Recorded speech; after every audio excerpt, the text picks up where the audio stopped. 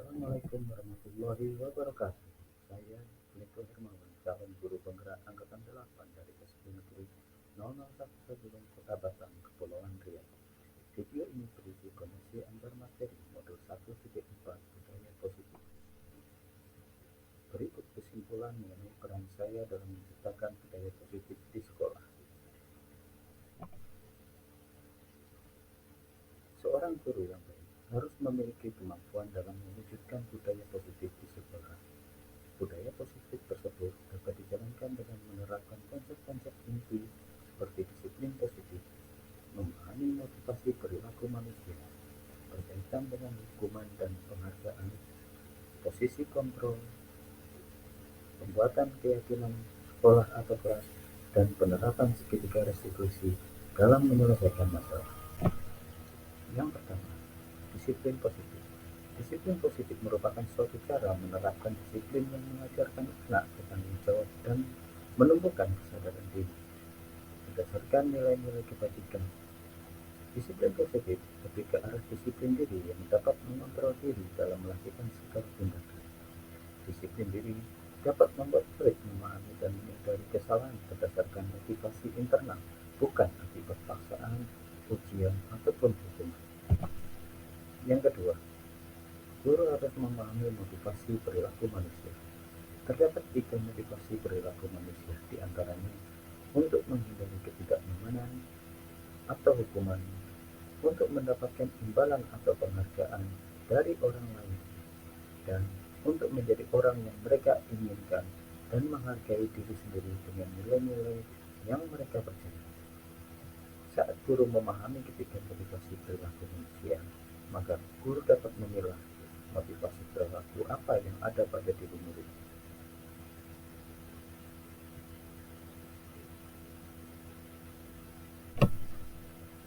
Yang ketiga, posisi kontrol seorang guru. Terdapat 5 posisi kontrol seorang guru, yaitu sebagai penghukum, membuat merasa bersalah, sebagai teman, pemantau, dan manajer. Di antara kelima posisi kontrol tersebut, sebaiknya seorang guru menggunakan posisi kontrol sebagai manajer. Sebagai manajer, guru berbuat sesuatu bersama murid, mempersilahkan murid mempertanggungjawabkan perilakunya, dan mendukung murid agar dapat menemukan solusi atas permasalahan sendiri. Yang keempat, pembuatan keyakinan sekolah atau kelas. Guru berperan dalam mewujudkan terbentuknya keyakinan sekolah atau kelas. Dengan adanya kesepakatan antara guru dan murid, keyakinan sekolah atau kelas berupa pernyataan-pernyataan universal yang mudah diingat dan dipahami dan harus diterapkan di lingkungan sekolah. Yang kelima, penerapan segitiga restitusi. Dalam menyelesaikan masalah, guru yang berperan sebagai manajer menggunakan segitiga restitusi dalam menyelesaikan masalah melalui 3 tahapan, yaitu menstabilkan identitas, validasi tindakan, dan menanyakan keyakinan tujuannya, adalah menghasilkan murid yang mandiri dan tanggung jawab. Keterkaitan antara materi budaya positif dengan 3 materi sebelumnya, yaitu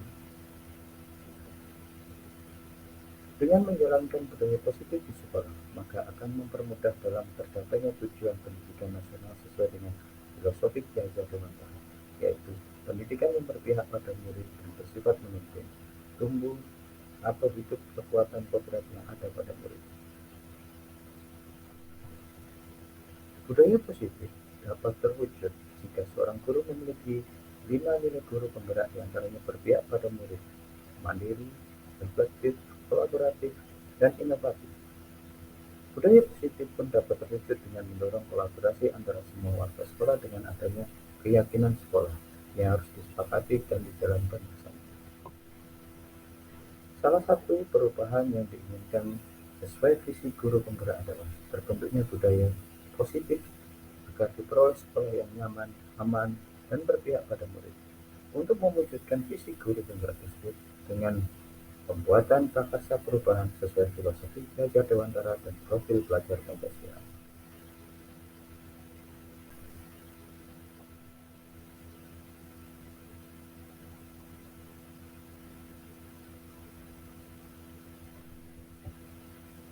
Saya sudah memahami konsep inti dalam modul budaya positif berkaitan dengan disiplin positif, teori kontrol, teori motivasi hukuman, dan penghargaan, posisi kontrol guru, kebutuhan dasar manusia, keyakinan kelas, dan segitiga restitusi.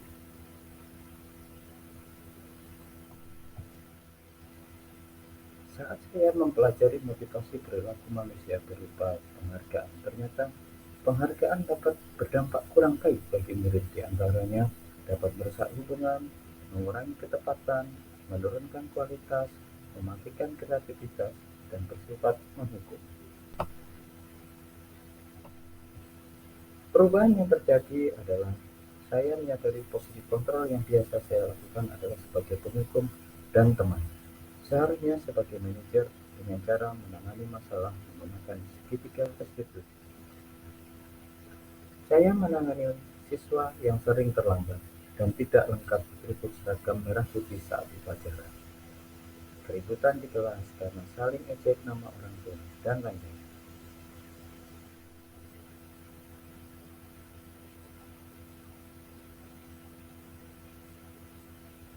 Perasaan saya sangat termotivasi untuk terus memperbaiki setiap tindakan salah para murid, sesuai dengan nilai-nilai budaya positif di sekolah. Hal yang sudah baik menurut saya adalah adanya rasa percaya dari anak kepada kita dalam menghadapi perilaku mereka yang salah.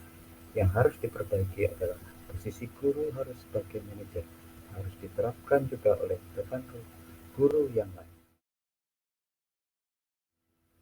Sebelum mempelajari modul ini, posisi kontrol saya sebagai penghukum dan membuat rasa bersalah. Perasaan saya, saat itu saya selalu diliputi perasaan bersalah karena harus memberikan hukuman atau konsekuensi jika anak berbuat kesalahan. Setelah mempelajari modul ini, saya mulai menerapkan posisi manajer dalam menyelesaikan masalah. Perasaan saya menjadi sangat tenang dan saya mulai menyadari pentingnya komunikasi yang efektif untuk menumbuhkan rasa tanggung jawab pada murid.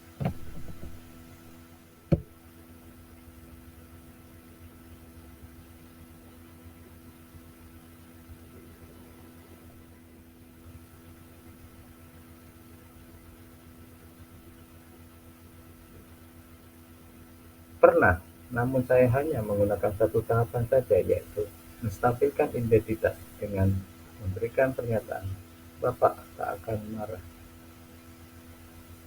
sama kamu.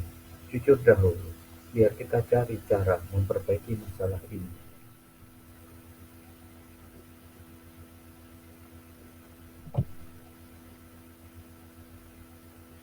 Hal lain yang penting dipelajari dalam proses menciptakan budaya positif adalah perbandingan antara teori kontrol yang berlaku dalam pendidikan yang tanpa menggunakan hukuman dengan teori kontrol dengan hukuman yang berlaku di bidang lain seperti tindak pidana dan hukum agama. Baiklah, terima kasih sudah menyaksikan video ini. Salam dari saya, salam bahagia, salam guru penggerak, bergerak, bergerak, menggerakkan. Wassalamualaikum warahmatullahi wabarakatuh.